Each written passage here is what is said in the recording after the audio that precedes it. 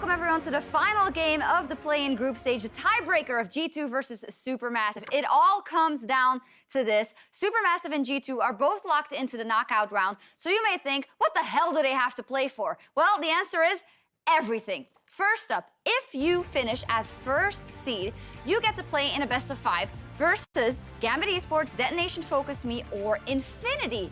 If you, however, finish as a second seed, you might go up against G-Rex, Cloud9, or Edward Gaming. Now, I don't think I have to reinstate that for the TCL and for SuperMassive, it would be absolutely huge if they beat G2 and lock in that first seed, giving them a good chance of winning a best of 5 and a real chance of going to the group stage of Worlds for the first time ever. And on the other side, for G2, ending up as second seed in this group would be nothing short of a disappointment. So, it all comes down to this, and I'm gonna ask my analysts to make their final case for either of the teams. Now, I don't know which team they've picked to win. Let's start with Mark. I have selected G2. Oh. Do you want to be on that side or this side? Who do you believe is going to win Shocks? Wait a second, yeah, where let's go. No, okay. No, I don't have an opinion. So the reason I think G2 is going to win is because I think they have stepped up tremendously today, while on the flip side, SuperMassive have been a little disappointing. In particular, Wunder has looked fantastic on the fighters. He's played Urgot twice today, has crushed people, and I think if he gets either side of the Urgot-Aatrox matchup, he's going to smash. And even then, as long as he doesn't default into tank versus tank, I trust him. Jankos has been doing really well on both Talia and Olaf. Any high-tempo jungler he can get his hands on should be enough for him to take control. And then Hjarnan actually has been fine for the most part. Not decimating laning phases, not getting crushed either. So the wording you decided to choose is Hjarnan is not that bad. Okay. More or less. Hey. And on the flip side, Perkz still hasn't really stepped up and crushed for me, but I don't think from what I saw at SuperMassive today, it makes me think that that's what he needs to do in order for this team to win if the other parts are working well. Okay, so Raza, I don't think there's any surprises here. There'd be a surprise if it was double G2, wouldn't it? But, Nope. No. Just as you would expect, it's going to be Supermassive. Now, I already said this in the cooldown show of yesterday, what I expected. Zeitnot is looking like the best AD carry, most consistent AD carry of planes thus far, and he's already tagged with SnowFlower, who's a god, so you're talking about him not being that bad. He's going up against gods right now on the bottom side of the map. And then on top of that, GBM gets counter pick. You know, you already know now, red side is going to be going to SuperMassive. So GBM is going to be well protected. He's going to be well prepared versus Perkz. We already saw what happened in day 1. I think we're going to see a repeat. Your counter argument. I actually don't disagree with that. I think right. the Yeah, there we go. Really important. We're good. Hey, one doesn't exclude the other. Like, they could still win with all of this No, working. get that out of my face. All right. What I was going to say is I think if they, I don't know if this is 100% the right thing, but what we were discussing was if they double ban the fighters top, Aatrox and Urgot, and spend the last ban on Akali, or maybe even leave it up if GBM feels confident enough, I think GBM with the counter pick might neutralize Perkz, and then if they double ban fighters and end up in tank versus tank, I actually don't love G2's chances. But that's assuming that's exactly what SuperMassive does. And remember, this is all under the assumption that the Heimerdinger gets let's go. That's the worry here, because the Heimerdinger is the ultimate neutralizer in the bottom lane that makes it so it's going to be difficult for SnowFlower and Zeitnot. But in the top side of the map, that makes it so suddenly fabFabulous has neutralized Wonderwear. You put them in a tank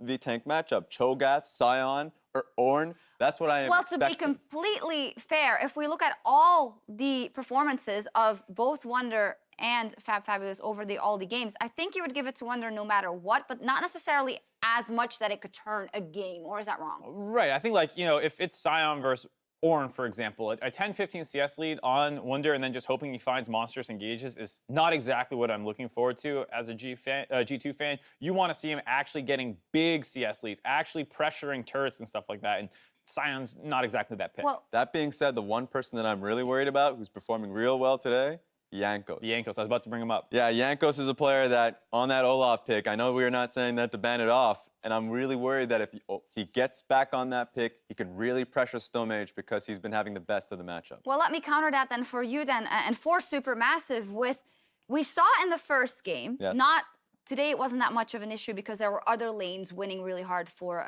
or Jankos going off really hard for G2. In the first game, though, we did definitely see the bot lane discrepancy paying off for SuperMassive. Zeitnot and SnowFlower are so much stronger than Hjarnan and Wadid in that bottom lane. How would you set them up to exploit that as much as possible so that they can win here? I put him on the Varus pick. Varus Tahm Kench has been the go-to if you want to have pressure on the bottom side of the map while also being able to protect most the AD carry and the mid laner. Tahm Kench, I feel, is crucial for the matchup, so you can get GBM ahead. So there we go. I think it's going to give you great power in the bottom lane, and you don't have to pick up that Caitlyn. I think as long as Hjarnan makes sure that he picks a reliable team fighter and they go for something that's more defensive, like you said, this Tahm Kench will be left up. If they take it away and they go Tahm Kench Varus, that's a little bit of a problem. But otherwise, if it's Thresh Varus and you can get the Tahm Kench into that, I'm fine with that. I actually think his Alistar is largely fine, again, for Wadid. I know it's not your favorite word when talking about them, but fine is enough to cut it, I think, in this matchup. Well, a lot to look at. I also love that you guys just had to hold that before we got into champ select. So much on the line for this one. Can G2 still clinch first seed, or will SuperMassive go into the knockout round as the best team in the group? We'll see. Let's find out and meet our casters for this one, Jankos and Spawn. Good job, guys. Thank you, Shocks. This is an insane matchup, to be certain. SuperMassive, I think, undercounted a lot by EU analysts coming into this one, but they have absolutely gone toe-to-toe with G2, and I think if they can do it here, we may just have a bloodbath on our hands, Spawn. Yeah, potentially the case, and I think that they have highlighted kind of the area of the map where they have to win it if you are going to be a SuperMassive fan. It has to be around Zeitnot and SnowFlower. These two guys so far have been so incredibly impressive, and this is the second time internationally that we've been able to say that. And one more time, I feel like if you just round it out with a GBM okay performance, then you're good if you're SuperMassive. You have the ingredients to be able to win this game.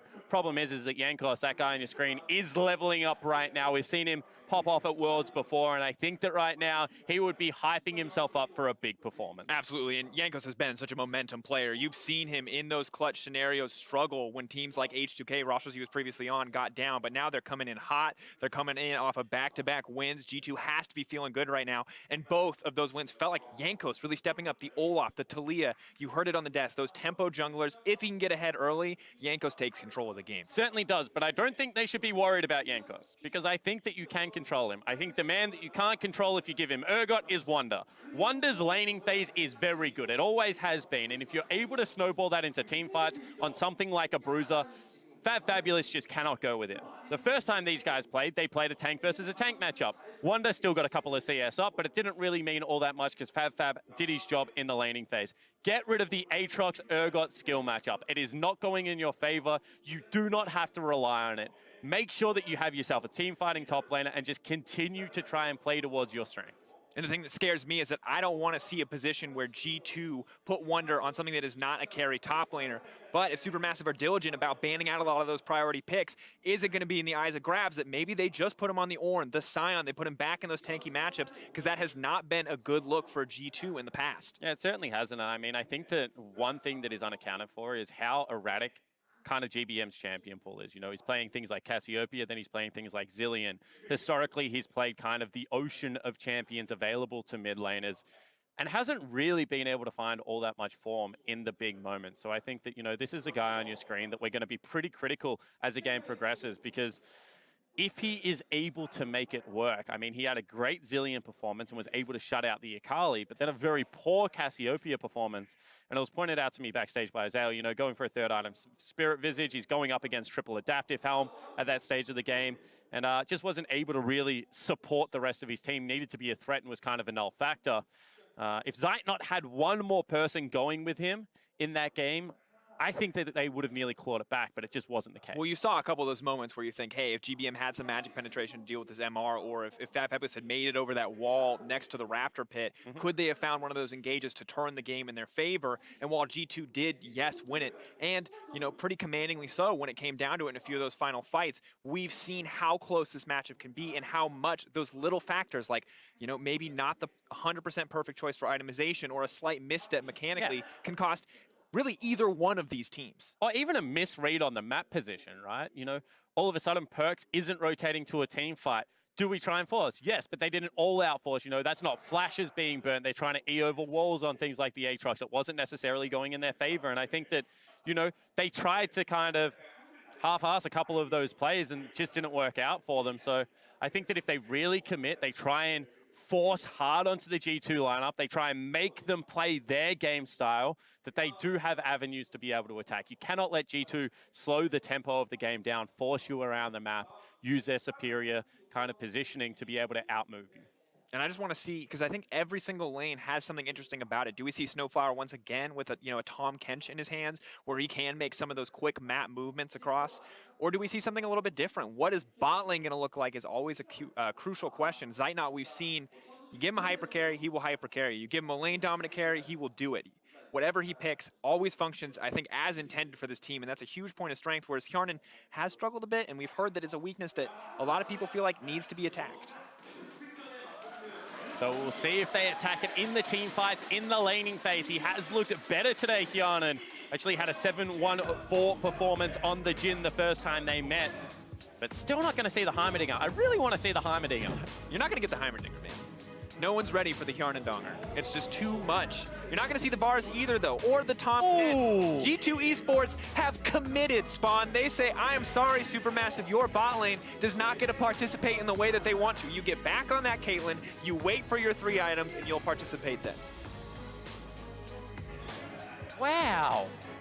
That's real rude. We're sitting here talking up about the bottom lane, how they're going to get some priority picks, they're going to be able to take over this game, and already they just say no. No, Comfort taken off the board, across the board, and now this opens up so many of those power picks in the top lane. SuperMassive cannot ban it really any other way, but if you ban Urgot, you're giving Wunder his Aatrox. That's fine. Did you watch Rift Rivals, Spawn? Wunder kills people on that champion.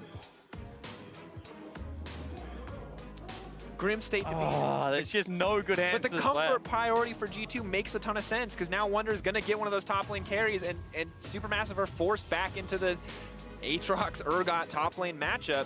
Maybe they go Aatrox Akali. I mean, that's the potential, right? You try and say, they got the best pick, we get the next 2 best picks. Let's see what we can make work here. They talk so much about holding GBM's counter pick, however, so probably not going to go towards it. What if that counter pick gets banned Kai'Sa, out? Prioritized. Braum. What is the option here? Braum, the last of the really top tier kind of defensive melee supports. I think maybe you go with the Braum.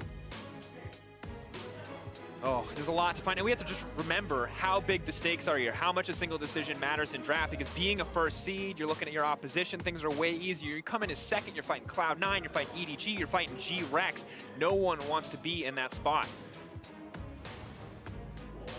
Ooh, utility, the option for SuperMassive, replicating some of what they'd get from the Varus, having a reliable engage, but now G2 can take the Braum, make it more difficult for Ashe to find those priority targets with the arrow. Also, as a Blade of the Ring Ruin King user, has a very good laning phase, heavy bully, has good setup for ganks if they want to try and attack Hjarnan.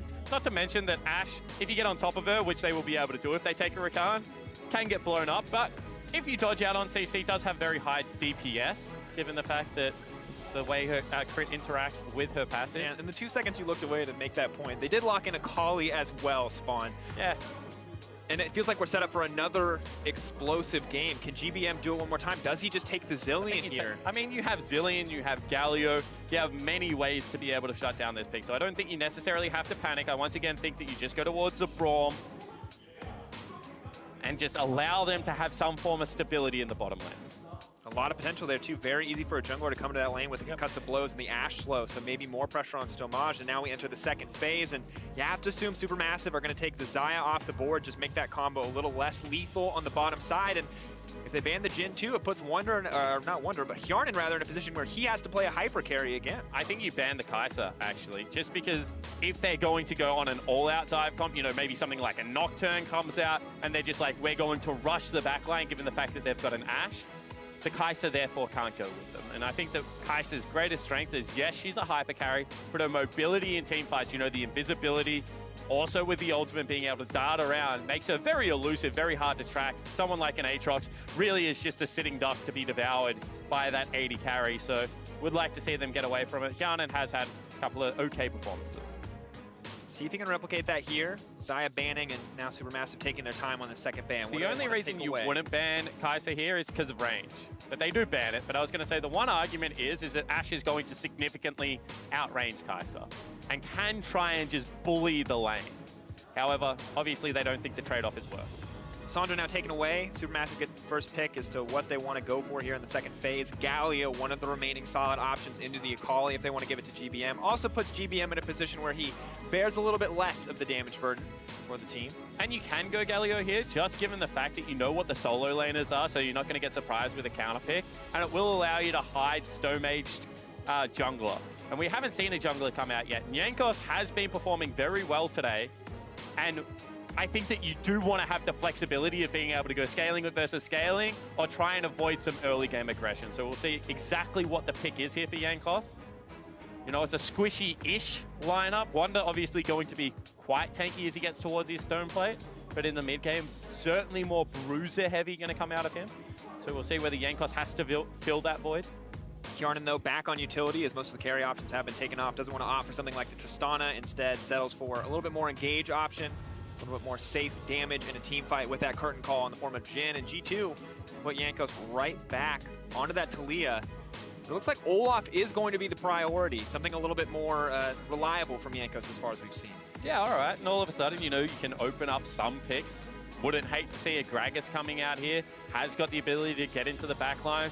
You know, I also think that there might be some merit towards a Nocturne to try and shut down some of the big engages that are going to come out.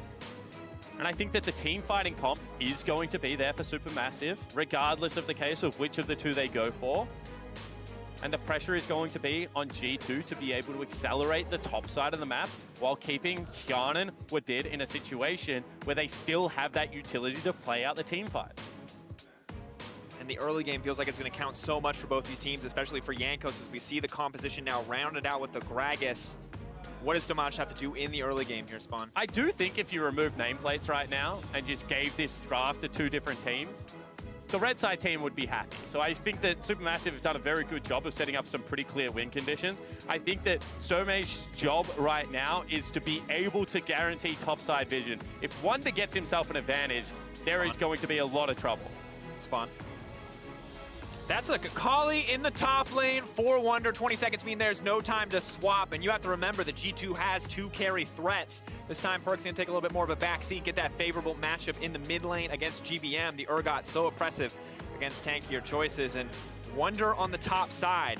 We've seen him expose fabFabulous in the previous game. He's going to look to do it again if that Akali gets ahead. Mission changes. Build tank on GBM, camp the absolute heck out of Wunder, and try and shut this Akali down. We've already seen that there appears to be a skill discrepancy in the top lane Jankos. If this Akali goes up 40 CS, a turret and 2 kills, as we saw the first time these teams played, this is going to be like very difficult to shut down. People are going to ask if it's a replay of the game before it, if we have another Akali taking off like that.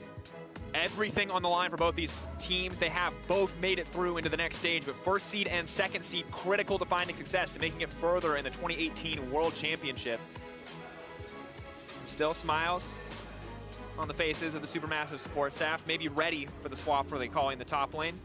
And now, Spawn, the final game of the day, the final game of the play-in group stage. Here we go, G2 versus SuperMassive. Who will reign supreme?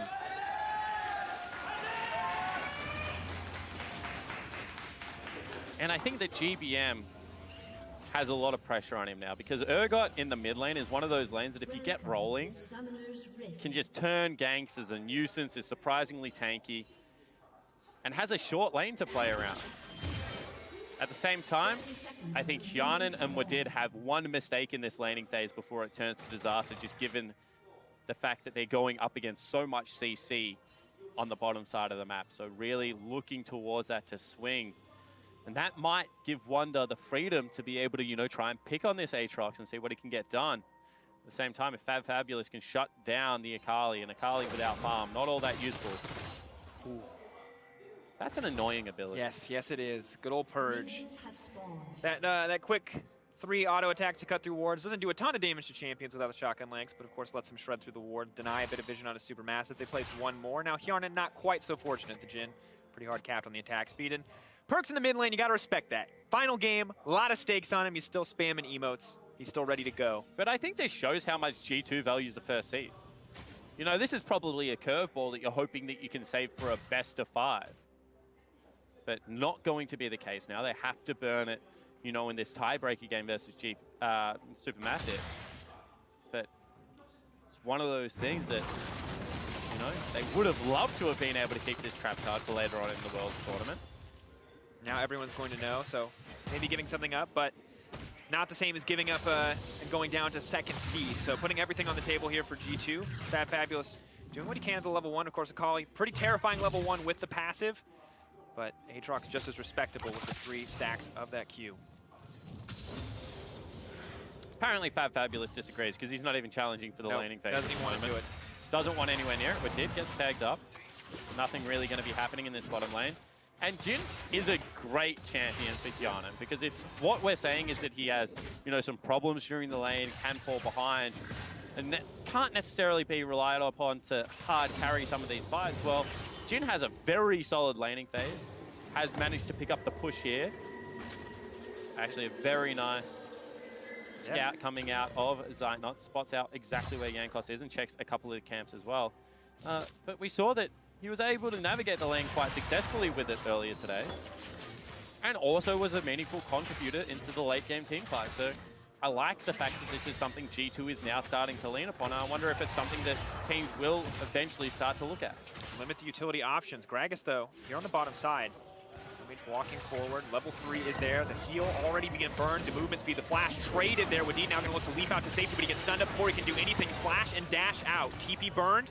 SuperMassive going to back off without a kill, but a lot of summoners taken down there. Yeah, big TP uses there out of Perkz. Obviously still thinks that he can win the laning phase without having to rely on it, but double summoner spells burnt from Hjarnan, as well as a flash from Wadid, is going to be a big deal, because we already mentioned, you know, there's so much CC that's going to come out of Stomaged and SnowFlower, so if they ever have to push up to the turret again, it's not going to be easy to avoid. And they really want to capitalize on that as well. Now they're going to land a bit of a taunt here, continue to trade with Perkz, but so difficult. Because you can see, Gragas falling a bit behind in the CS department. That gank does cost him a little bit overall. Will do what he can to catch up to the level 4 of Jankos. Of course, backing for those boots early on, the Predator is going to be clutch, especially in this tanky mid lane matchup where both targets are going to struggle to get out in some of those games. Yeah, absolutely. At the same time, if I could trade, you know, 40 seconds worth of time for 3 summoner spells on the bottom side of the map, I probably make that trade a lot of the time. So I think Stomaged did go for the right call.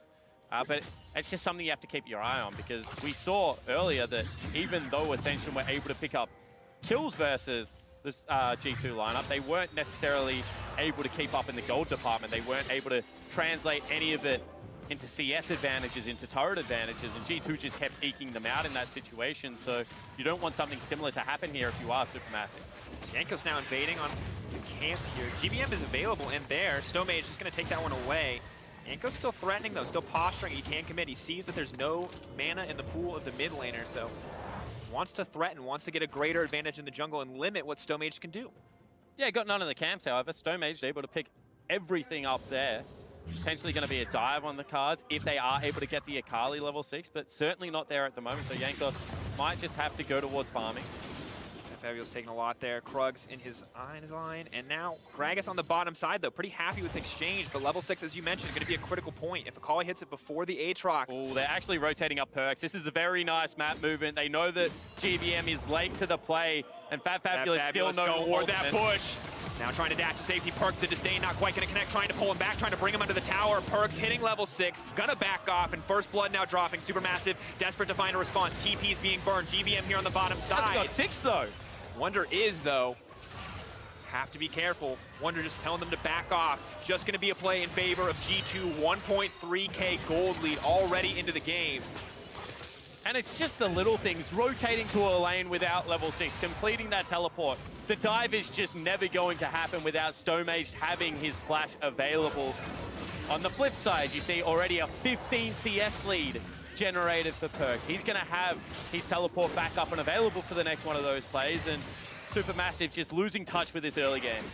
Trying to do what they can to snowball their bottom side, but meanwhile, the solo laners are suffering. You mentioned the CS difference in the mid lane, the top lane as well, massively in favor of G2. And we'll take a look one more time at this play. fabFabulous, not really any options here. And the problem I have with the play from fabFabulous is not really knowing exactly how many creeps he was away, but he approached a brush because he thought 2 members could be there.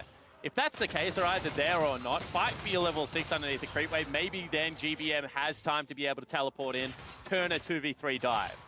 And sadly now with the solo lane set up for success after those early plays, Perkz with the CS lead, of course, Wunder on the top side with an assist. Jankos is free to come to the bottom side of the map and stop SuperMassive from using a man advantage here. Everything in this early game right now looking great for G2 Esports. And now, honestly, in the team fights, Jankos' job just becomes catch as many of the CC that is thrown out as possible. You know, be that front line, ignore Ashe's arrow, and then just be able to run her down. You can see he's playing with such freedom around the map right now. Has that level 6, going to team up with his top laner to invade the top side of the jungle.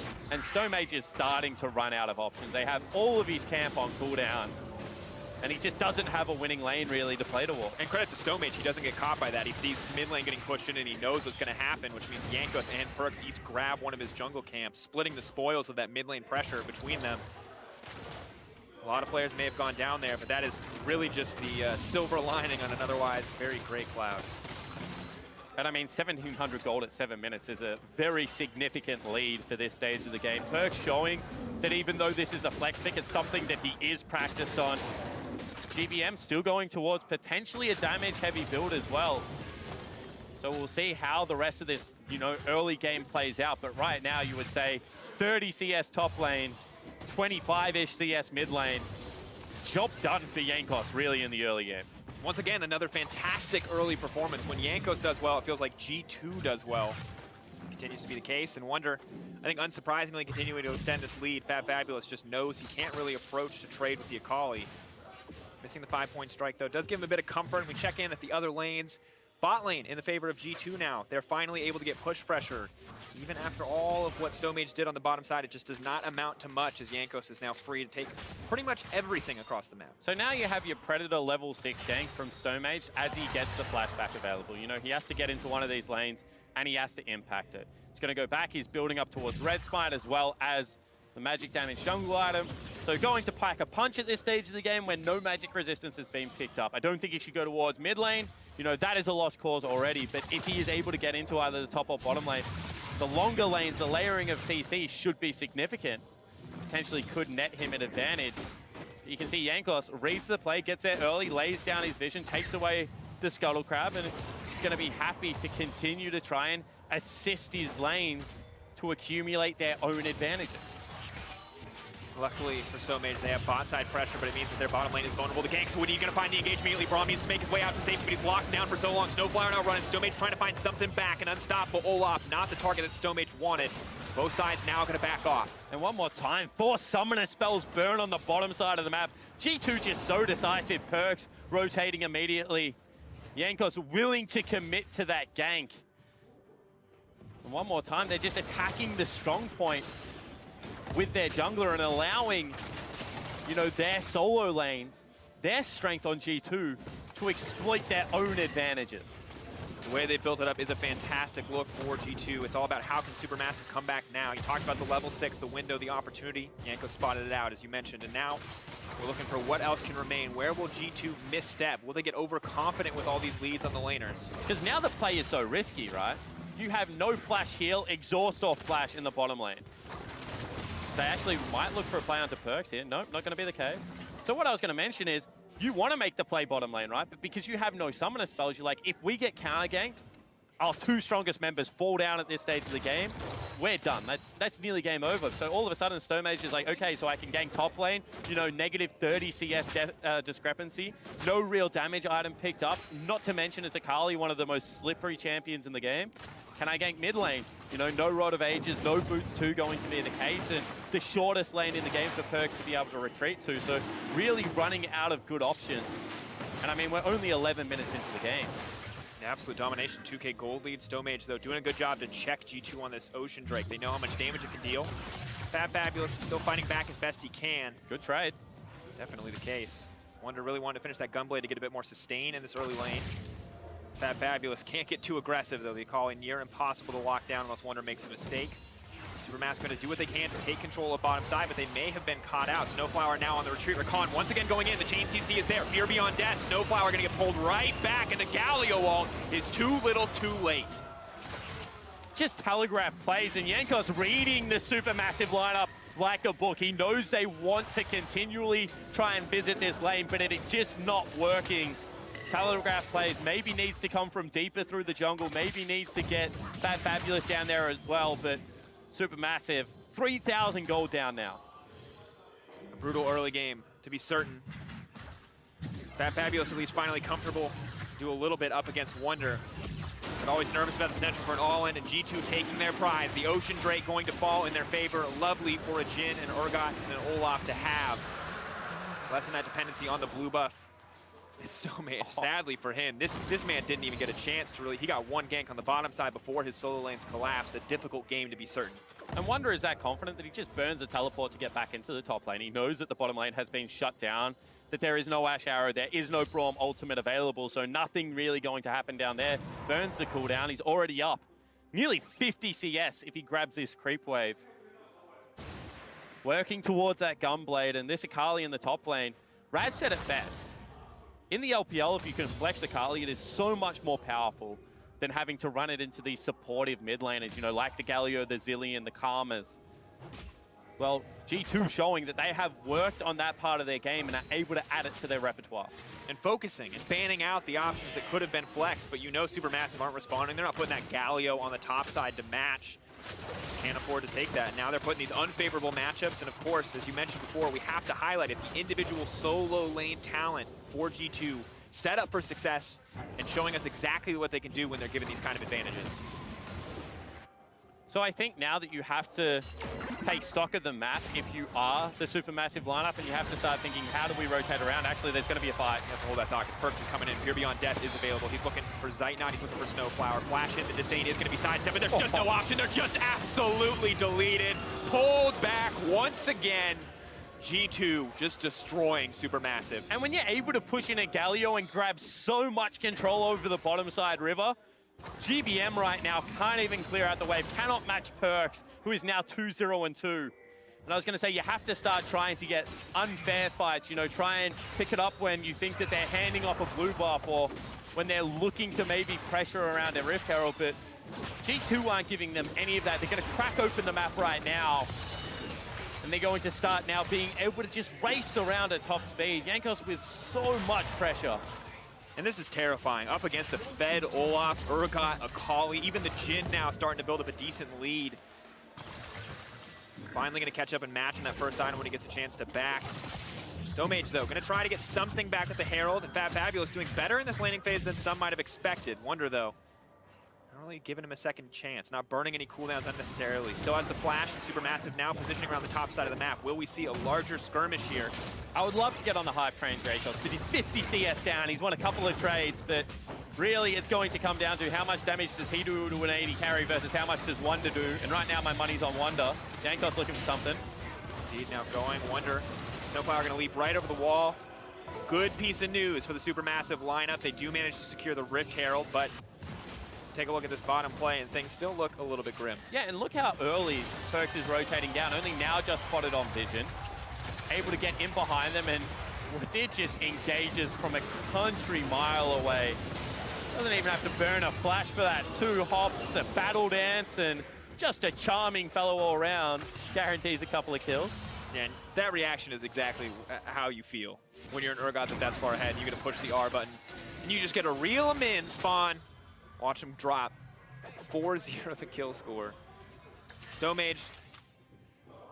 It's sad because he finally thinks he has an opportunity and he's standing right on the ward, and G2 just denying every single play. fabFabulous, we said he was doing okay earlier in the trades. He's not doing so great in the all-ins. Wunder hunting for blood. Hey, you're going to respawn. I'll just kill you again.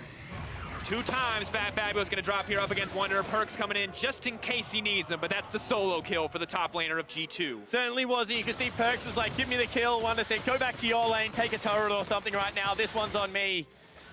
And the whole G2 lineup really looks like they are coming together. They want another fight. Somebody trying to get something. He's not even getting a chance to push a button. There's too much damage. Now SnowFlower just running for his life. Zeitnot's got an Olaf in his face. Jankos, though, on the retreat. Perkz on the backside. In comes the Galio. It buys them a brief respite, but not nearly enough. Retreating there as that play turns against them. And they're 7,000 gold up at 16 minutes into the game. The difference in day 1 to day 2 of these group stages for so many of these teams is just night and day. For G2, they were caught off guard. They said they didn't feel like they had the best read on the meta. Well, right now it seems like they have tidied up all of those mistakes.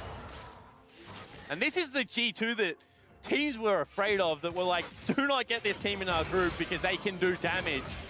As an organization, have been able to do it before. And when you look at this G2 draft, it's not surprising to see them be successful if you are a G2 faithful, because so many comfort picks are coming out. Wadid, legendary on engaged champions. Hjarnan at best when on these utility options outside of course, the Heimerdinger.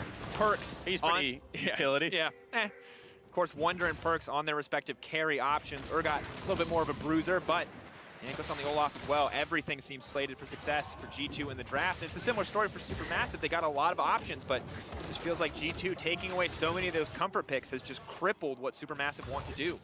And I think they just had a really good read on what the bottom lane wanted to do, and the bottom lane had to kind of go to the second tier of that. Wunder now could come under some fire. They decide maybe he can 2v1, so let's not go for it.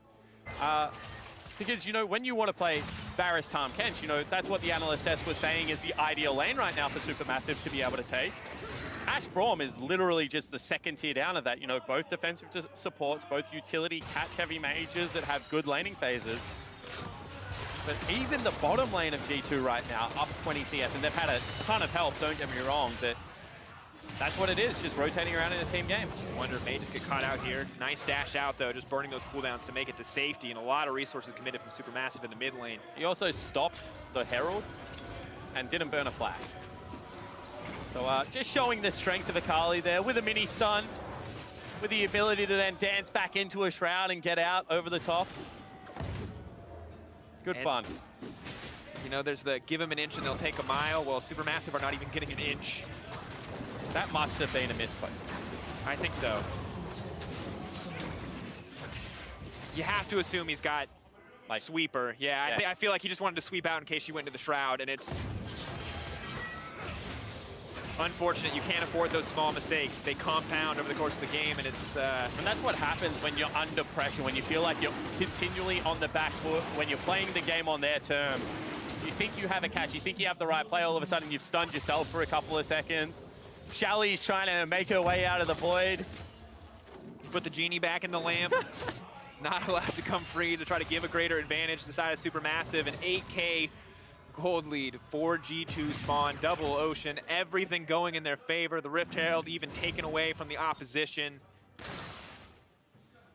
Feels like we had an incredible upsets early in the day, but we have had an immense number of one-sided games. Teams really, when the pressure is on here in the play-in stage, showing us their best form. And I think that's an important part to highlight at Worlds, is that you're going to get in these high-pressure situations, and some teams historically have been able to stay the course. You know, the Gen G/Samsung, that weren't necessarily all that dominant in Korea, but when it came to the world stage, were able to consistently rise to the occasion. Pressure did not seem to impact them. Then you have historically, you know, like the LGD, EDG of examples of the opposite of that. So domestically dominant, touted as, you know, the career slayers back then and not able to replicate similar feats. I have to say that Nerves are playing a big impact on this, and being able to consistently replicate your best play or close to it is an important skill, and right now, looks like G2 is able to do that. Now fabFabulous is just trying to make his way out. Wunder, is he gonna go for the retreat here? He knows Gragas is coming, he sees the Predator icon.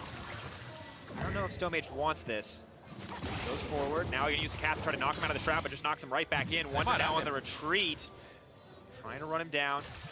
Wunder with no flash available. The flash forward just wants to secure it. That's the shutdown. Big play coming in from Stomaged. Certainly is. Stops a perfect game, so not going to happen there for G2 anymore. That's a first kill picked up. Now they're looking for some more arrows. Kicks a goal. Wadid spams the emote. 6 points for those in Australia. 1 for everyone else in the world. There you go. Little sports breakdown for people at home. But that's what they have to be able to do. They have to be able to attack a side lane. Now this is hopefully going to lead to a fabFabulous turret. He can start getting a little bit more control. No, doesn't want it. Not going to waste the tempo. I guess doesn't want to take the risk. Not sure as to where G2 are. Well, it's not just that. It's like, okay, I just got a kill. I'm maybe sitting on a little bit of gold. Baron is a real objective when we have no control over that area. If I sit there and whack the turret, they can just walk there, start it up, and there is no pressure of me having that teleport in. Turret's going to fall down anyway.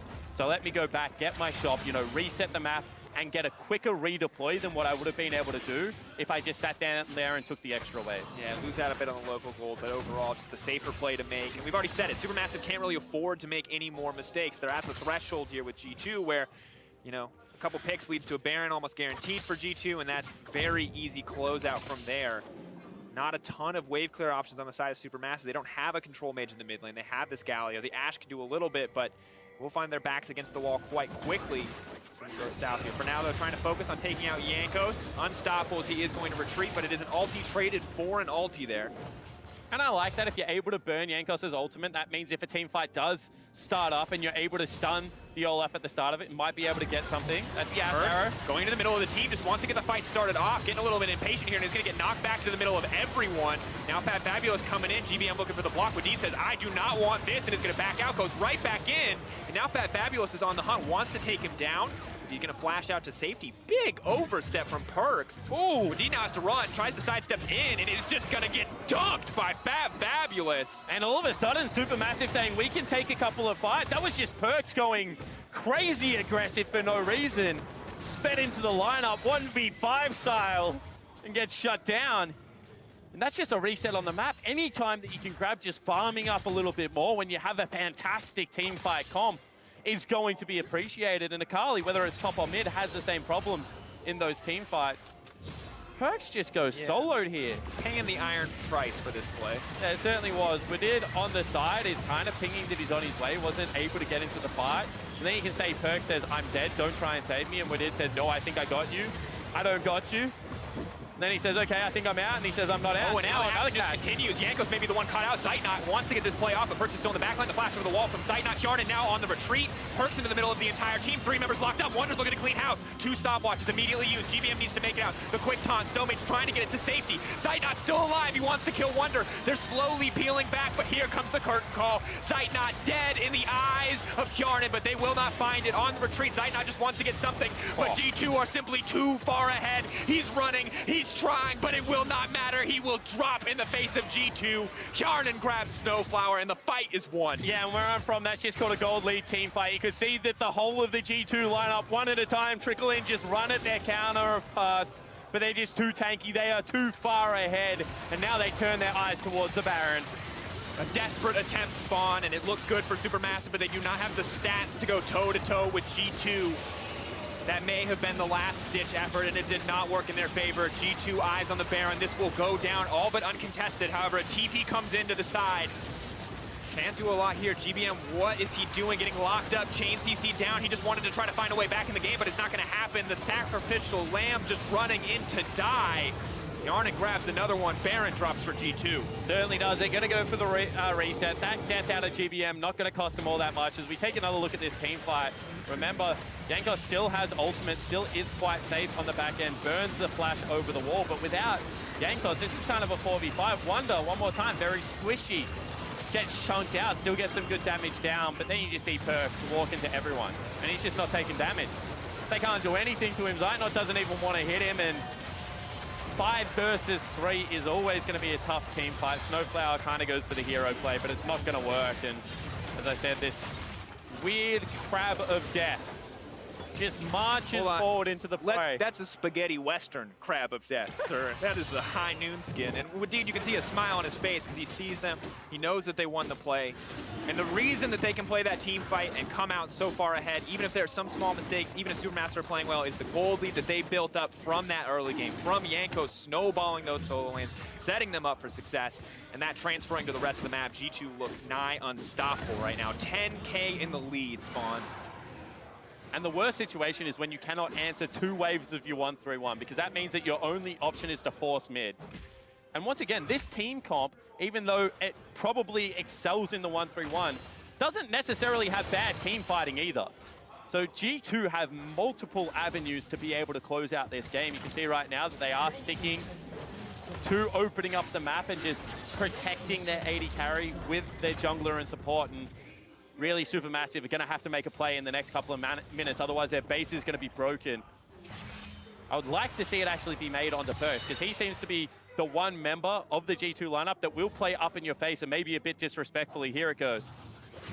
Perkz now debating, but Wunder sees the second multiple members are committed. The second Perkz spots that out. Wunder pushes in for the side of the tower. That Shroud's going to keep him safe. SuperMassive don't know where to go. They're being pushed and pulled across the map beautifully by G2. Going to take an incredibly confident engage on a lone member of G2, maybe the 3 in the middle if they can find it, from SuperMassive to bring this one back.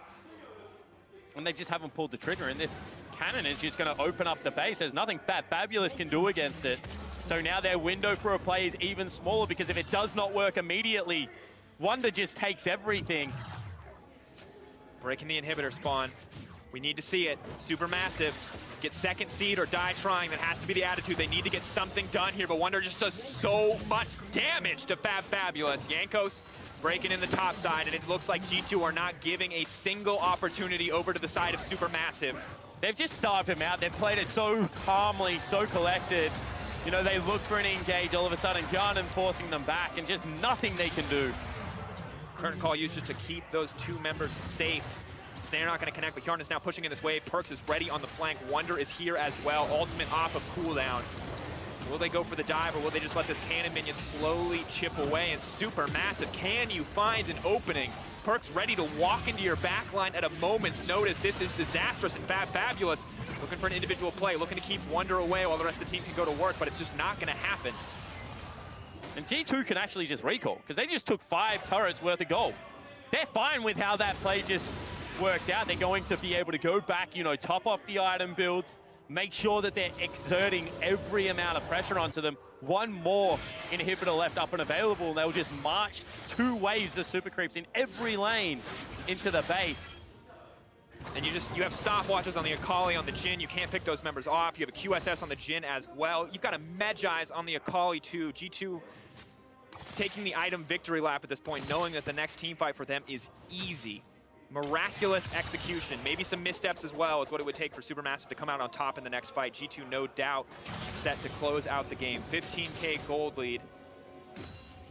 This would take a Cloud9-esque team fight coming out of SuperMassive for them to be able to turn this. They do have some of the tools, but the items just aren't there. They're going to be relying so much of the kit of the champions. And the Ashe is not a Kai'Sa. That is not, you give her enough time, she can work through any lineup, but she's not going to get enough time. The defensive itemization just there to keep Zeitnot alive is not going to give them the damage they need to cut through the more vulnerable, or the tankier members rather, of G2. Desperation stand now. Final inhibitor in the eyes of Hjarnan. Pushing forward, using Perkz as the body block, the wall. Wunder can find a way. Perkz is so tanky. He has like 3 tank items at this stage, and you can see that they're now looking for the fight. Wunder now trying to walk his way into the back line. Eyes set on Zeitnot. They know he's the big damage source. Wunder now pulled back to the middle team. Chain CC locked up. Galio going to try to find the re-engage, but there's the Zhonya's. The final fight breaks out. fabFabulous trying to keep Perkz away from the carry lineup, but Hjarnan on a rampage. GBM untouched, but Wunder does not care. He goes in for Zeitnot. He wants to reset it. He wants to delete that Ashe, and he's going to get it. Easy clean outs for G2. The massive gold lead, insurmountable for SuperMassive, and G2 Esports will take first seed in their group. And in the end, they do it very convincingly, Jankos. They shake off the day 1 jitters and are able to very handedly close out SuperMassive. And once again, it's the experienced members of this lineup, Perkz, Wunder, Jankos, having fantastic performances. SuperMassive just telegraphed that bottom lane play over and over again. The G2 read them like a book and were able to just close that game out very cleanly. And you just have to give it up for G2. You can hear the crowd now applauding them.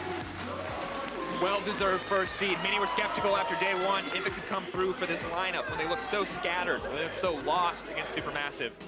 But today, it feels like they set themselves up for success in the draft. They took away from SuperMassive what made them so strong the first time they played, and really just brought it home here. Yeah, and a lot of times when teams blame the draft, you know, it's a little bit frustrating, but they did really do some change-ups in their drafting from day 1 to day number 2, and it certainly did look like it suited a lot better. But I also think just on top of it, that they played their way well into their games. They didn't make any early game mistakes. They were willing to slowly grind them out, and I think that for an experienced lineup, that's sometimes what you need, and SuperMassive, unfortunately, will fall down to the 2nd seed, but certainly a team that has the capability of making some upsets. Absolutely, and they do still make it out of the group, so still a solid performance from the team from the TCL. As we prepare for the knockout group draw, let's send it over for the World's Cooldown to break down the day.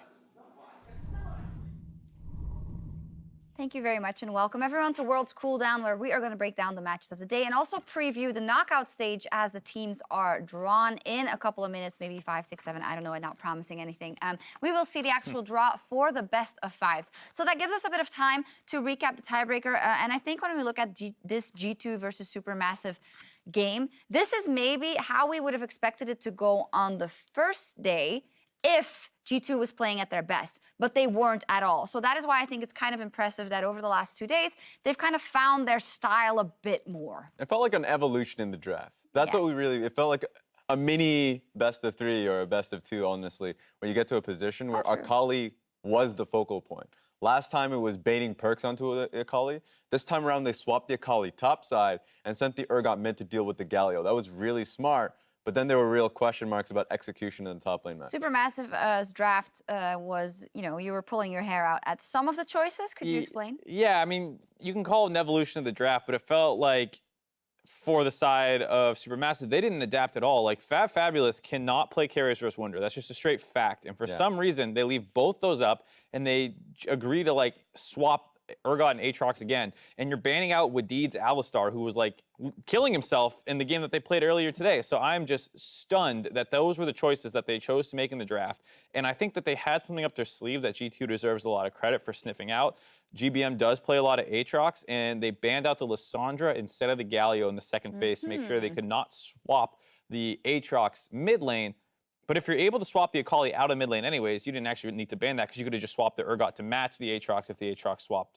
Either way, just the fact that they were able to give up that top lane thing again, and fabFabulous just got obliterated. Mid lane got obliterated. Your bot lane, who is your strongest thing, you pick utility bot lane. Like, the whole thing for me was just... It was weird. It almost seemed like SuperMassive, like, dropped some of the plans of the things that work really well for them. Like, the bot lane, I think, was the most curious for me because we know that is their strong point. That was ultimately because the Varus and Tom Kench got banned immediately, so they were trying to struggle for that one. And I think that the big disrespect in the top side of the map was when they swapped the Akali top side, which is a losing matchup versus Aatrox. Aatrox should be able to take a massive dump on that one, including if he gets electrocuted. That's actually just a hard loss matchup for Akali, but he was able to come out with a CS advantage without much help there. Yeah. And the final point is, like, Zeitnot, as someone we've been hyping up a lot, I haven't seen Kai'Sa out of him, right? Yes. It's the strongest marksman in the meta by far, and it doesn't seem like he plays it, which is actually a massive liability to his team because they should have picked it this game. Like, that would have been the perfect champion. If you have these two skill matchups on the top side that require jungler attention, you have a superior marksman player on a superior pick in the bot side that when you reach late game can take the game over. Instead, he's on Ashe. Yeah, so what does it come down to? Is it purely the draft, or was there just also a discrepancy in individual play at some levels, mechanically, that then just was exaggerated through the draft? We hammered in the individual play of Wunder. I think Wunder played excellently. Jankos has been having a great day regardless, and Perkz, once again, we already saw what he could do roaming across the map. So those 3 players did their job very well, and I think the draft helped out the bottom lane incredibly. I think that's fair. We're only a couple of minutes away from the draw, so let's take a look at the standings as we have played every game in the group stage and see which teams will be appearing in those best of 5s. So the first seeds are Edward Gaming, G2 Esports, after all of that, Cloud9 and G-Rex, and the second seeds Infinity Esports, SuperMassive, That Nation Focus Me, and Gambit. So we're almost going to get to the draw. So maybe let's start talking about some of these teams. I think, okay, let me ask, did this all play out how you guys thought it would? Goodness. Because there are some, like, okay, after everything that happened, I mean, Infinity, I think, is one of the biggest ones that has surprised a lot of people today. But yeah. It's close because I think a lot of people, especially with the 2-game suspension that was put on Surenfire, people thought, okay, this actually might be Infinity's group to get out of, and then it just didn't go the way that it happened. I think that's the end of the day for me, is like the play-in stage had a lot of expected results, but none of them got there the way you thought they would. Okay, that's a exactly. good point. This reminds me of like 2017 Worlds Pick'ems, when I'm like, by the end of it, the results like exactly what I thought it would have been. But I did not expect any of the trials and tribulations, the journey that it got there, because there was real faith that Direwolves would have made it based off the fact that their day 1 was exceptional, and then how bad and But then they were still Australian at the end yeah, of you're the right, day. day 2. I'm so sorry, O's fans. I'm sure you can kind of laugh at it as well. It's maybe too fresh. It's a little too recent, I think. Yeah, it is a bit too recent. So we're going to get into the draw. Let me ask you, what are some of the matchups that you would love to see in the best of 5s? I need to think about that because SuperMassive is a team that I would have high hopes for, but it does feel like a lot of the top laners in the Pool 1 teams are great carry players. Yes. Like Licorice loves playing carries. PK has shown that he can play the carries very well. Ray, when EDG is playing their best, he's actually usually on tank duty, but we know that at heart he's a carry player, and so I'd be curious about how that goes. So SuperMassive would have been the team to me to watch to see who they go up against, but it feels like they might have some potential style mismatches if fabFab can't step up. And also just the fact that in the games that they have won, mostly they're quite controlled and a bit slower in their approach. And a lot of the teams, I'm thinking they're mostly what we've seen now out of G-Rex, for example. I was about to nail that one, yeah. Yeah, they like to go ham in the early game, so that's also stylistically difficult. Oh, there we go. The draw. So there we'll see who EDG will draw. I believe it's Iboy. I can't really see. I think it looks like Iboy. Yeah, 100% it's Iboy. Let's see what we get out of him. There we go. So they will directly draw their opponents, and it is Detonation Focus Me going up against EDG. So how this will work is all the first seeds will draw the teams that they will play in the best of 5. Of course, they cannot play a team that comes out of their own group, so EDG would not be able to play Infinity, but instead they get Detonation Focus Me. A very unlucky draw for Detonation Focus means that they get the best team out of the Speed 1's field. So, and we were very hyped for them. Yeah, so the fact that they got out of the group stage into the knockout stage is incredible for them. They are super emotional out of that one, but this is a big task for them. I believe so as well. You know, we were hyping them. They've had some good moments, but EDG is just a very, experienced organization. They've been around the block and they have some strong individual talent. I would love to see how Evie can deal with Ray in the top lane. For me, that's the marquee matchup. Perhaps Steel versus Haro / Clearlove, that could do it, but here comes... There's your boy, Licorice. Yeah, I'm Who's he surprised they gonna shot draw? him out of all people. No Sneaky, no Johnson. No, is it gonna be SuperMassive? Is it going to be Let's Infinity? see. Is it going to be Don't make it SuperMassive. Don't make it SuperMassive. Gambit. There we go. So it's kind of an old school EU versus NA match. Now, I know Licorice always smiles, but he has to be smiling at the fact that that's the best I shot. think he should be happy. Gambit is one of the teams that after what they've shown in playing stage, you should be happy to draw. They don't look particularly well-rounded. Yeah, and remember last time in 2017, Cloud9 got Lion Gaming. That was a difficult run for them. Yeah. But going up against Gambit, they have to feel happy. I think so too. Mark, you happy with that for seeing? Yeah, I think this is something that's a good matchup overall. They do seem like they're a little outdated in the meta, and C9 is one of the teams that's always breaking out new things. They debuted the Lissandra with Aftershock, and I have no doubt they have more tricks up their sleeves in the best of 5. Logic versus Sneaky once, I think that's going to be the matchup of that set. Yeah. Both of them have been doing exceptionally well. Yeah, and as much as we had talked about Sneaky kind of losing a lot of laning phases domestically, that doesn't seem to have translated to the international stage. She has absolutely dominated on Kai'Sa. We'll have to see what they have in store to try and break that up and keep Sneaky off that. I don't think we'll be seeing more Draven, though. Yeah, Both we'll team see. fights, I think, have been doing really well. Logic and his Tristana, the Kai'Sa you already mentioned for Sneaky, a lot of them are just being able to get their MVPs when they do win. I wonder who's the next draw. Maybe they can't find the person that's supposed to do the next draw. If you're out there, This is taking longer than the previous ones. I mean, butt off your seat and move to the bowl. where are you? Maybe they.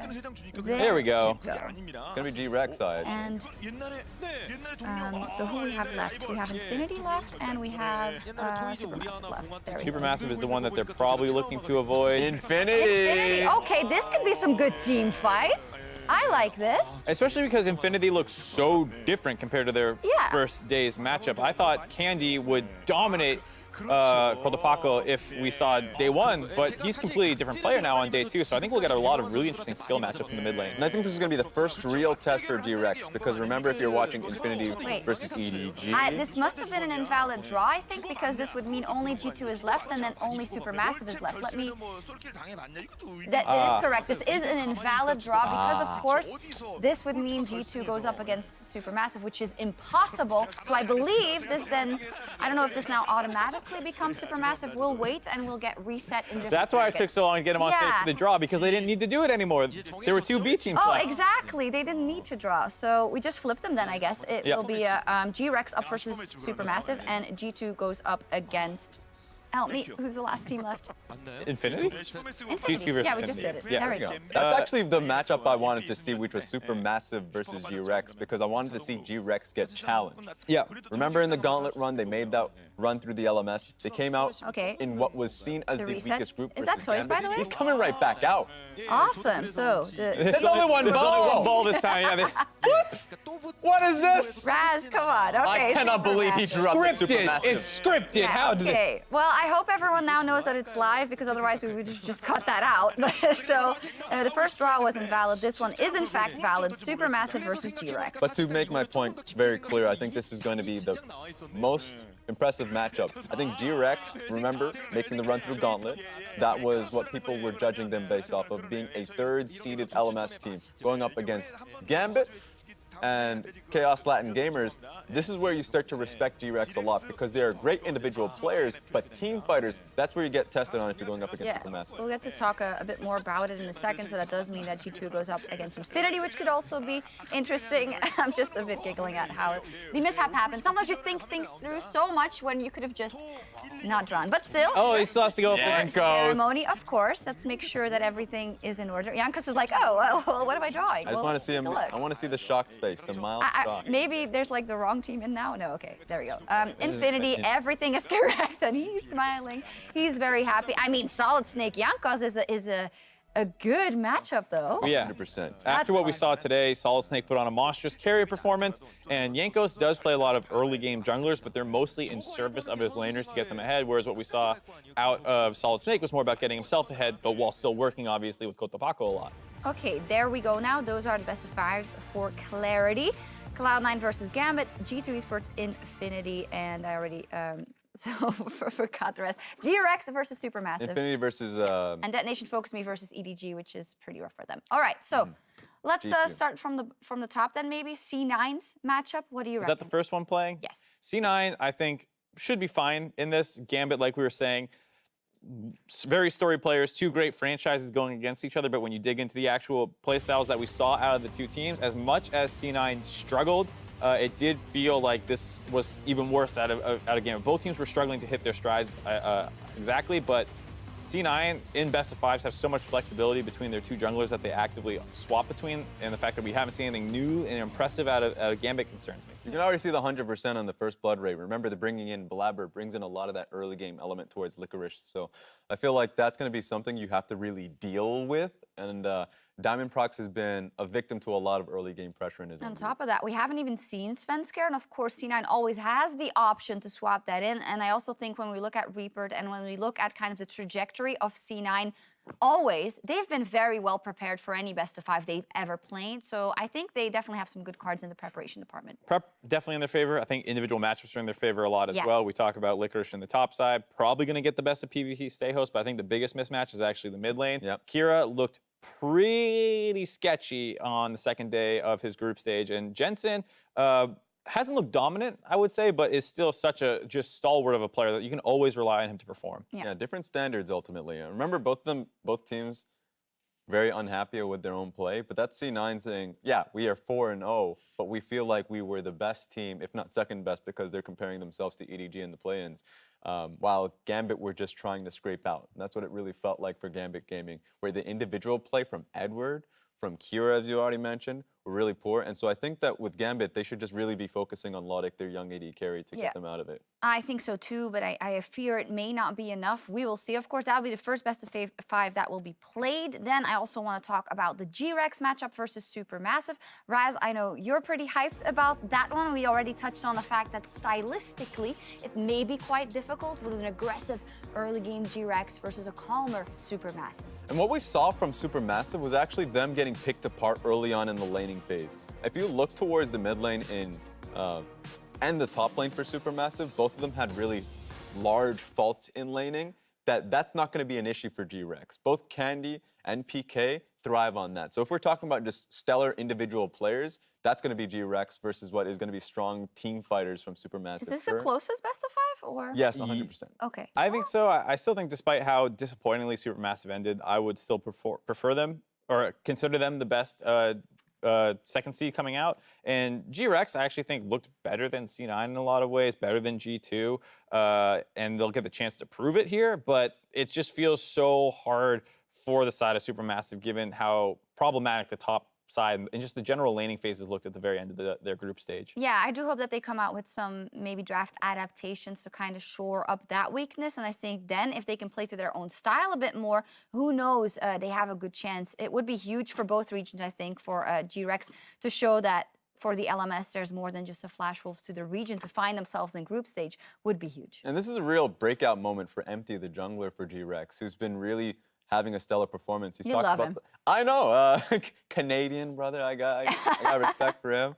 So a lot of him, you know, he's been getting the interviews out. He's been being able to get some breath. Remember, he hasn't had much of experience with the team because they've been rotating between Raze and Bebe in the regular season. And when he's come out, he's been very strong, supporting Candy quite a bit, where that's where the attention is going to be pulled in this match. Are you going to bring up that he seemed that he wanted to be on some NA team? Yeah, I was going to bring that up. This is a great tryout. You know, go out there, show what you've got. TSM, leave him alone. Snatch him up if he looks good. I don't know what his contract status is. He might not be available for 2019, but I mean, he looks really, really good. You talk about the fact that he can speak multiple languages, means he would integrate well onto a lot of North American teams. So I'm sure everyone has their eye on him, but that's a long way down the road. For now, he's just got to worry about the task in front of him. We'll see, and maybe SuperMassive can surprise us. I don't think. I think the issue here is that we have recency bias of that last game was really in favor of G2, but I think there's more to SuperMassive. Hopefully, they can give us a competitive best of 5. We're going to talk about EDG in just a second, but for more context, before the knockout draw,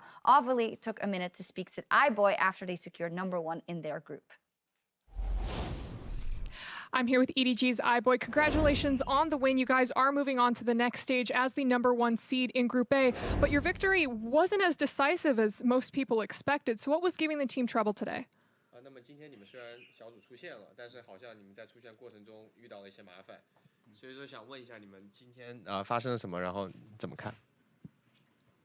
今天是陈武林，然后今天是 Haro 然后上场，然后我们整体打得比较进攻，然后有一点上头，然后就有些自己的失误。Yeah, so today they play with Haro, and so the team gets overexcited, so they made a lot of mistakes. So that's why they had some trouble. And you made your debut at Worlds last year, and now that it's kind of your second time around, what are you really hoping to prove and to show the world? 那么这是你第2次打世界赛了，那么想问一下，这次世界赛你有没有什么要带给所有世界玩家去展现你的实力的？有没有任何想法？我觉得世界赛是每个选手最重要的一刻，因为他能就是展现自己的实力，然后我觉得每个选手都要好好珍惜这一段时间。You think Worlds is the most important tournament for any pro player, so it's the best stage to demonstrate your skill and ability. So he's gonna try to use best of this time to prove to the world how good he is. And your next competition is you're going to be moving into the knockout stage of play-ins, where you're either going to face Gambit, DFM, or the loser of G2 or SuperMassive. So who do you really want to pull in that draw? 那么接下来你们要打一个这小组赛以后有个小淘汰的阶段嘛？你们可能要打 DFM 或者 Gambit， 或者等一下那场比赛加赛的失败者，你最想打谁？我觉得12支队伍里面，我们不知道，现在已经没有12支队伍了。我觉得剩下的队伍里面，我觉得我们实力是最强的，所以打谁都无所谓。It doesn't matter. It's indifferent. He think they are the strongest among all the teams, so they can face anyone. I like the confidence, iBoy. Well, congratulations again today on your performance. That's it from us here. Awesome. Well, he got that Nation Focus Me. I think even if he had been afraid of anyone, maybe that Nation Focus Me is not a good match for EDG after what we've seen. I mean, we've been very hyped about them, and I think they've shown very good moments. But at the times that EDG looked at their top, they looked a size too big for Nation Focus Me. And I believe that the biggest mismatch is going to be in the mid lane. While Syros has been hyped up in his champion pool, remember Scout has been having a styling moment. Yeah. And on top of that, early game pressure has been the thing for Scout when he doesn't have anything to face from the mid lane. Let's say Syros plays a lame style with the Ziggs. He's just going to leave the lane, and so you have to really keep track of that. One of the things that I think DFM could potentially use in their favor is if Ray does get stuck on tank duty a little bit, if it's Haro in there and he's playing the Camille's, the Zins, the more aggressive junglers, and Evie is still playing the more carry-oriented champions, maybe they can try and play through topside a little bit, but Ray's such a beast. Like, I think he plays so many carriers that he knows how to play the tank end of those matchups very well as well. And so I don't think he'll actually struggle, but that is where I would expect if I was to look at one potential place for DFM to look, it would be top. And of course, I have to ask Raza as the LPL expert. We did see EDG stumble in the mid game just once today versus Infinity. Do we think that's going to be a problem in a best of fives? In a best of 5, once again, I don't think so, just because you have the 3 games to back it up. EDG do make these errors mid-game every time in Worlds. The major Worlds moment everyone remembers is that best of 1 versus SKT. But they're going up against what seems to be a young lineup in Detonation Focus Me, except for Yutapon and Seros, and I feel like in that matchup, they have nothing to worry about. Okay, we'll see that. Finally, we didn't talk about it too much, short G2 versus Infinity preview. I mean, if both teams go head-to-head, I think there's some very strong individual players on Infinity that could make this an interesting matchup. Yeah, maybe. I really liked what I saw today out of them, and in particular, Cotopaco, but we keep talking about Perkz and how good he is, and it feels like, you know, if they're going to play these skilly matchups, I actually really do think Perkz matches up very, very well in those, as well as the fact that Wunder is so good in the top side. Like, I really... What if you ban Urgot? Or I mean, Akali? like, that's what I want to see, because on Sion, the team looks substantially worse, and then for some reason, people haven't tried to do that. Yeah. So I hope to see Infinity maybe take that approach. And speaking of Sion, whenever it comes to Infinity, we don't get a chance to talk about Relic all too often, the top laner, who had a beast. Yeah, beasting Sion game, honestly. He was that much closer to get it, you know, if Cotopaco wasn't the Aurelia just dashing here and there. So I would say that for this matchup, I'd of course give it to G2. But you still have to watch out for the mid lane, top lane. And I know the bottom lane has been a real core weakness of G2, so just looking at the Rookie of the Year, Renyu, and Arce could be a difference. Okay, I definitely hope that we get some upsets in the games, and I'm sure that with some preparation, the teams that we are pitting as the underdogs might have a good showing. We'll have to see, but as we lock up today, that's not how you say that, right? As we kind of finish up today, let's also review the MasterCard players of the game. From the tiebreaker, the player of the game was Perkz versus SuperMassive, and then the others today, we had Jankos from G2, Cotopaco, as said for Infinity, GBM, Solid Snake also on that second Infinity win, Wunder and Scout. I think here we get a good view at some of the strongholders of the teams that we find in Knockout. What's interesting is the fact that for G2, 3 different players picking up each of their... and the top side. Yeah, all on the top side as well, no surprise. Well, I was asking you guys, what does Hjarnan need to do to get a player of the game? He was really close on the Kai'Sa game he played where he got a bajillion kills, but so much more of the action was running through the top side. It was a little You said like unfortunate. 4 pentakills or whatever. I don't know, did I say that? I might have said that. But it bodes well for them, the fact that everyone had picked one up, and especially at that last game, showing a lot of draft flexibility with like your 2 solo laners who can play so many different champions. What I loved about that, remember the player of the games for the entirety of the day, both Infinity and G2 will be going up against each other anyways. Yeah. And it was just jungle mid versus jungle top. Wunder Jankos versus Solid Snake and Cotopaco. I feel like that's going to be the mainstay. They still have Perkz sitting there, so that's going to be real fun to see what the jungle difference will be. I agree, and I think in general, there's a lot of players we kind of have our eye on from the first and second seeds, and now they have possibly 5 games to show the world what they are worth, so I'm definitely looking forward to that. And throughout the play-in groups, plenty of insane things transpired. We saw it just today. You guys made sure to tweet out which were large enough to be deemed an Acer Predator big play. First up, the Creative Cat said it best when it came to Renyu's game. Who needs triple when you can have a penta? As the double kill does manage to go through, Bars takes down the Braum, the fight just continues. Deme la penta. Deme la penta, huevón, eso lo necesito. Let's go, baby. Let's go, baby. Love it. Yeah, I mean, Renyu's finally stepping up and kind of getting some of the shine back on himself. Like, you're saying, he was the rookie of the split. So a lot of people kind of probably didn't know that with how much of the playmaking was going through the mid and the jungler, but he actually is one of the primary stars for that team. That was real awesome. Fun to see, real fun to see out of him. Yeah, sorry. Did you want to add anything? I think that a lot of the focus gets ping-pong between the jungle and the mid lane, so I was just saying the fact that he got that spotlight in the moment, it's something we should see a lot more often than the Kai'Sa. Maybe it's just banned away from him, but that and Varus, he should have a good game off. I agree. Next up, Cargo tweeted out a similar rebuttal. Who needs G2 when you can have G4 smashing on LeBlanc? Ooh. Ignite down, more hits to GBM, ticking down, and GBM is down. G4, can they pull the kill back up? He distorts to the top of lane, pulls out Ragnarok from Stomaged. And the 2v1 outplay out of G4, just no fear at all. Burns both summoner spells, gets his man, and he's gonna get first turret as well. It's like that hit song, like a G4, like a G4. It's a G6. Getting solo kills like a G4. You need to add 2 to that. Come on! I did that in MSI. I don't know. I can't have any fun with you guys. Get the quote on that one. I liked his Kassadin too. What? That's all I have to say. Yeah, that could be the next line. All right, finally, Stargirl declared it on the mountaintops. No one ulties Blabber 5 times in a row and gets away with it. And now Blabber again in danger of being ulted. He's dead. He tags in again. Blabber. Oh my god, he kills this now. He lived. I got knocked out by Jhin. Tower. We're fine. Yeah, we're fine. Ziggs no, I need your base. I'm okay. We can fight. I hit him out. I'm okay. Yeah. Eric might be dead. We need out. Just peel. Blabber's frontline Kindred is why you expect Jensen on Zilean and Galio when he's playing Kindred, because he's hopping forward at people in front of anyone else. Brain off, and I then go in. he gets shot at, and then suddenly he doesn't have a defensive person to protect him. That was why he died so many times. I mean, I gotta be honest, C9 with Blabber is so cool to watch. It's fun to watch. It's fun to watch. It's like a roller coaster. Edge of your seat gaming. Yeah, it's awesome. So make sure to keep tweeting all the big plays that you see as they come along so that we don't miss a single one of the big moments of Worlds 2018. And now we will return for the play-in knockouts on Friday the 5th of October, where we will play 4 best-of-5s over 2 days. I'm personally very excited for that. The weekend starts at 8:30 p.m. PST.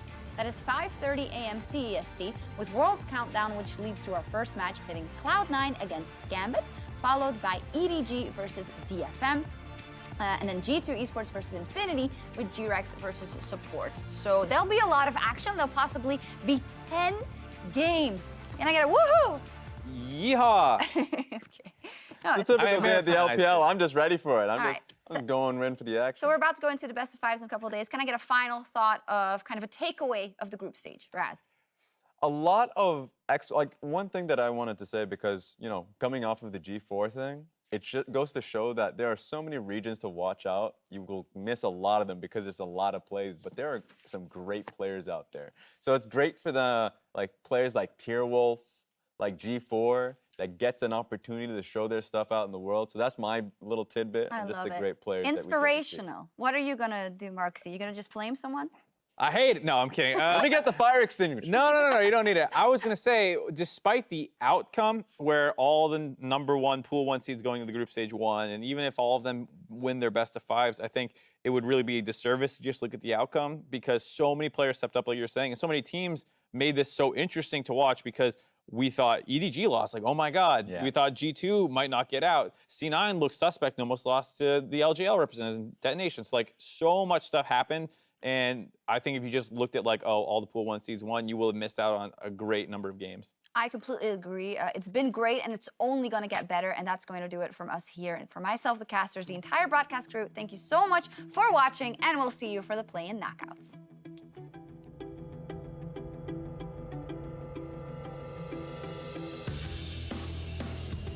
We are on the Summoner's Rift here for the first time today, the final day of play-in group stages. Your Stomaged's gonna be in a lot of trouble, pulled back into the grinder! First kill of the team fight goes over to G2, they'll make it a double for the top laner. Hjarnan and Wadid caught out in the wrong place, or are they actually? It's a rampage for Hjarnan! The fight's turned on its head, with Zeitnot down, the game is done! G2 find their revenge for the first day. Here comes death and destruction for the Direwolves. Sharpfire turning as much as he can. That's 2 kills. Getting traded back and forth, but at the end of the day, the 3 for 2. Triple does not hesitate to flash in. Kotapaku's gonna burn his flash as well. Dancing over. Oh my God, outplayed. Dame la penta.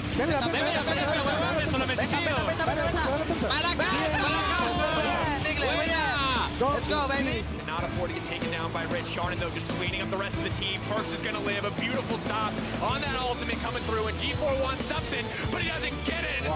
Wow, guys. Wunder.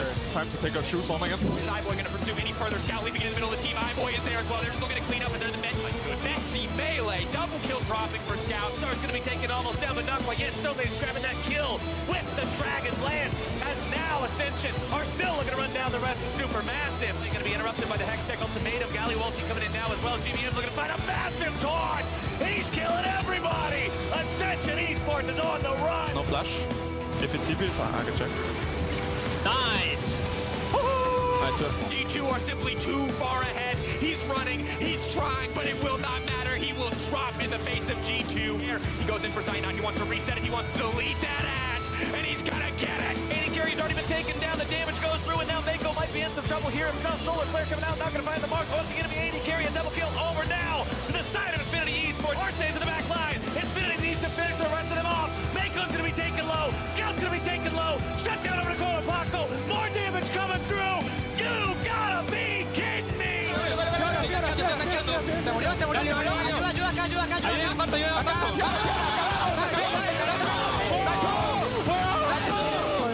Infinity Esports, you just did it! Let's send things over to the State Farm Analyst Desk.